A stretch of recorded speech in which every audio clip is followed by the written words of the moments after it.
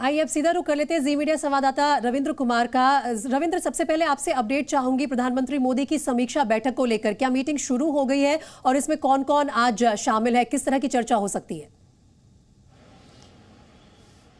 देखिए 3:30 बजे ये वर्चुअल बैठक शुरू होनी थी और जाहिर सी बात 10 मिनट हो गए हैं, तो ये बैठक मान के चल सकते हैं कि पीएम की जो कोविड को लेकर समीक्षा बैठक है शुरू हो गई है। वर्चुअल बैठक है, इसमें गृह मंत्री अमित शाह, स्वास्थ्य मंत्री मनसुख मंडाविया और नागरिक उड्डयन मंत्री ज्योतिराज सिंधिया के भी शामिल होने की संभावना। इसके अलावा जो संबंधित विशेषज्ञ हैं या फिर अधिकारी हैं स्वास्थ्य मंत्रालय या दूसरे मंत्रालय को, इन सब के साथ ये बैठक होगी वर्चुअल। और मान के चलिए कि ये लगभग दो घंटे चलेगी, ऐसा हमें सूत्रों के अनुसार बताया गया है। और इसमें समीक्षा होगी। एक चीज़ और मैं बता दूं कि देखिए हमें जो सूत्रों से जानकारी मिली कि एडवाइजरी जारी होना, जैसा कि एडवाइजरी जारी होगी, जैसा कि आपने दर्शकों को बताया भी, 7-8 पॉइंट आपने दिखाया भी, और गाइडलाइंस जारी होना, ये दोनों में अंतर है। गाइडलाइंस ये बताया गया कि गाइडलाइंस जिस समय कोरोना आया था, फर्स्ट फेज हो, सेकेंड फेज हो या थर्ड फेज हो, उन सब के समय समय पर गाइडलाइंस जारी हुआ था।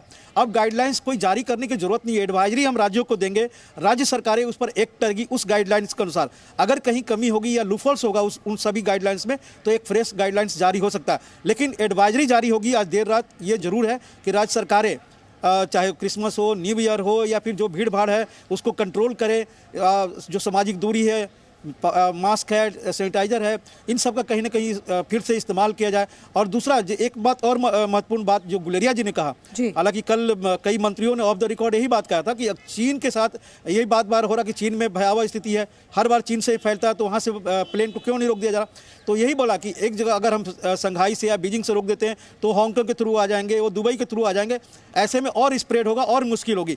तो जो भी चीन के से हमारे पर्यटक आते हैं या फिर नागरिक आते हैं, उनको एक तो क्वारंटाइन करने की कोशिश की जाएगी या एडवाइजरी जारी होगा, या फिर उनको पूरी जो सिस्टम है, प्रोटोकॉल है, उसका पालन कराने के लिए उनको अकेले रखा जाएगा।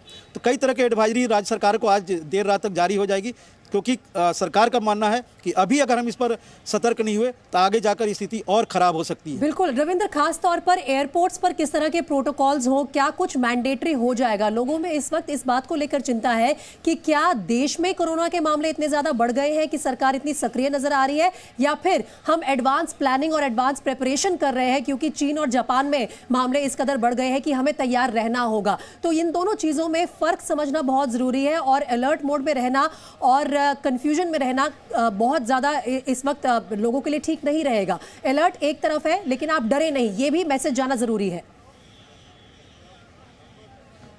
बिल्कुल, आप देखिए कि अभी जो मनसुख मंडाविया ने दोनों सदनों में बताया, उसमें एक डाटा भी दिया कि भारत में अभी लगभग 160 के करीब रोज कोरोना के मरीज आ रहे हैं, जबकि पूरे विश्व में लगभग 6 लाख आ रहे हैं, जिसमें यूएसए भी है, साउथ कोरिया है, जापान है, चीन है और दूसरे कंट्री हैं।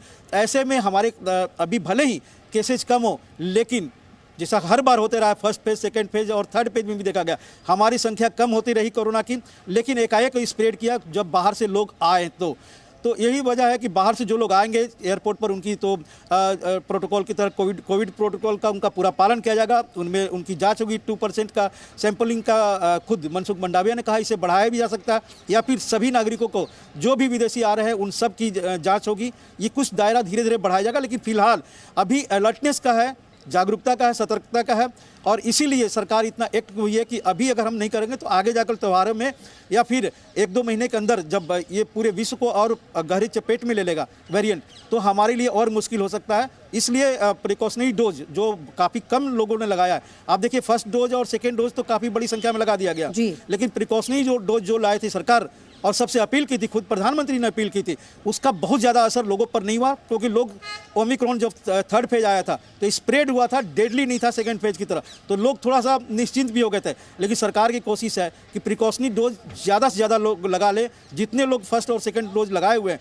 उन सबको प्रिकॉशनरी डोज हो सकता है कि अनिवार्य कर दिया जाए, या फिर ये कहा जाए कि आप जरूर लगाएं। लोग डर के मारे लगाएंगे भी, सतर्कता कारण से लगाएंगे भी। आपने देखा पहले क्या हुआ था, फर्स्ट डोज के लिए लाइन लगती थी, फिर सेकंड डोज के लिए लगती थी, लेकिन अभी सरकार की यही कोशिश है। रोक रही हूं थोड़ी देर के लिए, इस वक्त एक ब्रेकिंग अपडेट आ रही है, जल्दी से अपने दर्शकों को वो अपडेट दे देते हैं। भारत और चीन में कोर कमांडर लेवल की बातचीत से जुड़ी ये अपडेट है। 20 दिसंबर को 17वें दौर की बातचीत होगी, और इस वक्त जो अपडेट आ रही है वो